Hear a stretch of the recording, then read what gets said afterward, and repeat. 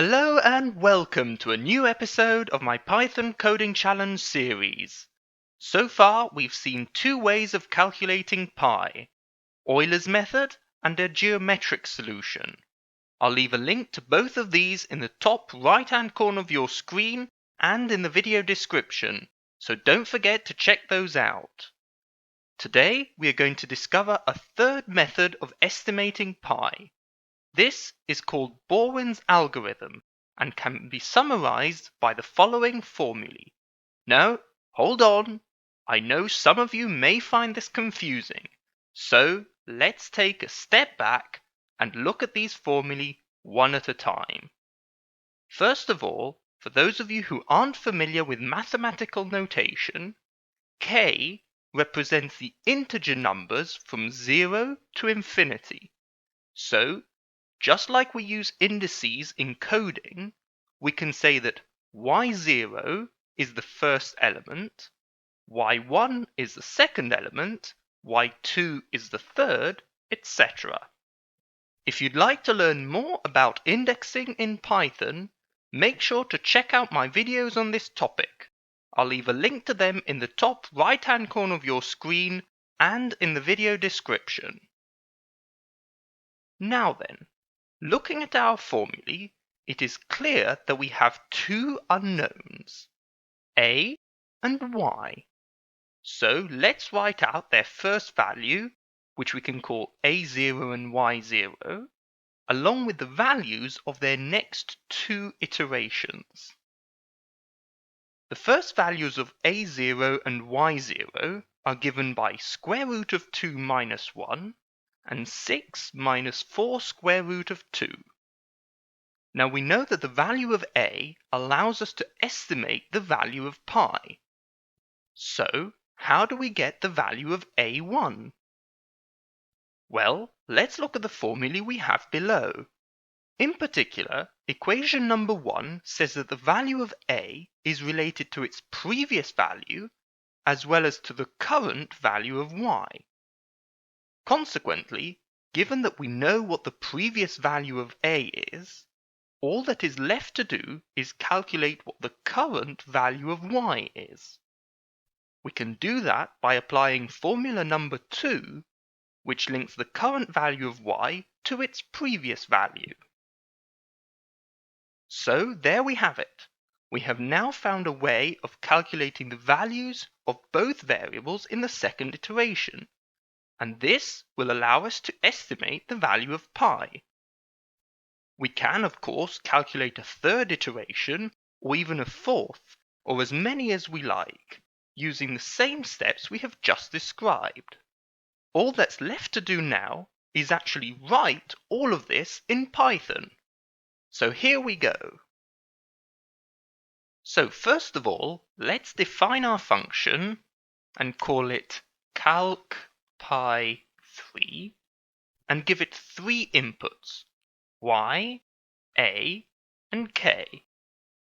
We can now set their initial values, which we know will be y equals np dot square root of 2 minus 1.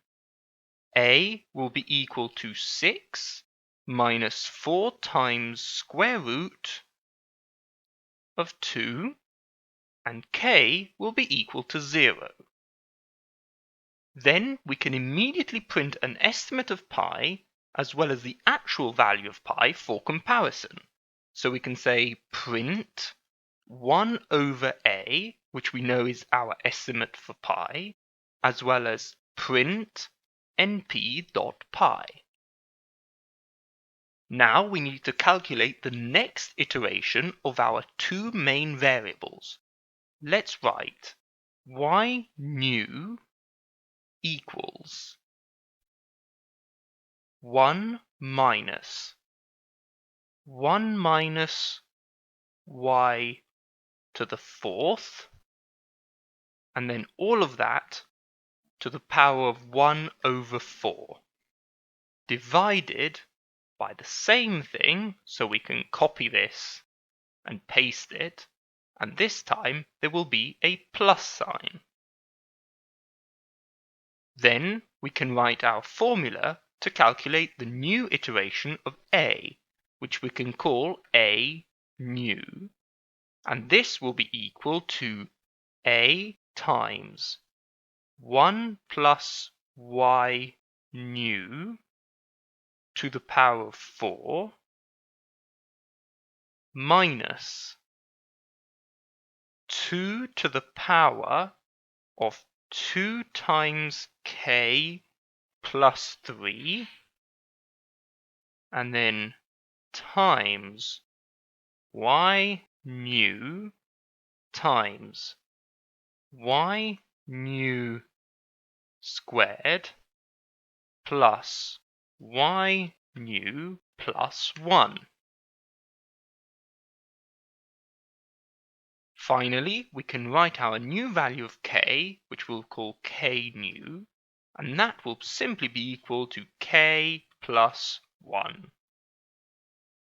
Now that we've calculated our new values for y, a, and k, we can undertake a new iteration.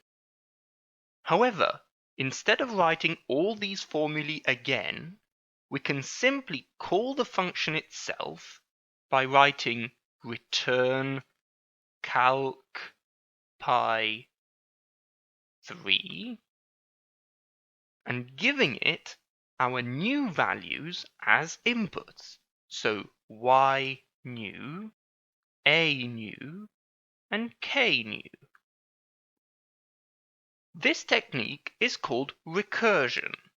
If you'd like to learn more about it, I'll leave a link to my tutorial on using recursion in Python in the top right-hand corner of your screen and in the video description.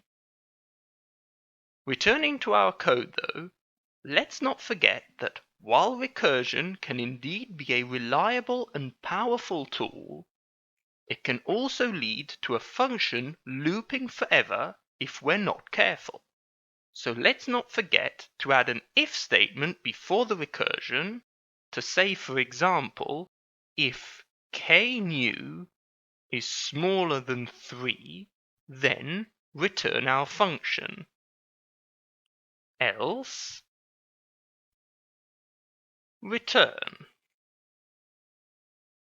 Basically, what this means is that the function will continue to call itself until k reaches a value of 3. At this point, the recursion ends and the function stops. Now that we have our function, let's run our code by pressing the F5 key, and then on the right-hand side we can call the function by writing calc pi 3, and there is no need to give it any inputs as we have already defined the starting values by setting default arguments. Now we can press enter and hey presto, you can clearly see in the second to last line, which is our predicted value of pi, that in very few iterations, 3 to be exact, we have successfully calculated the first 14 digits of pi. This is way more than we achieved with our first two methods, and, as I'm sure you have realized, we could calculate way more digits if we were to increase the number of iterations. Having said that, I hope you enjoyed discovering this state-of-the-art method for estimating pi. If so, don't forget to leave a like, share this video, and subscribe to the channel. I'll leave a link to my previous coding challenges and Python tutorial videos in the description below, so make sure to check those out too when you have a moment. As always, I look forward to seeing you all next week for a new and exciting video. And until then, happy coding!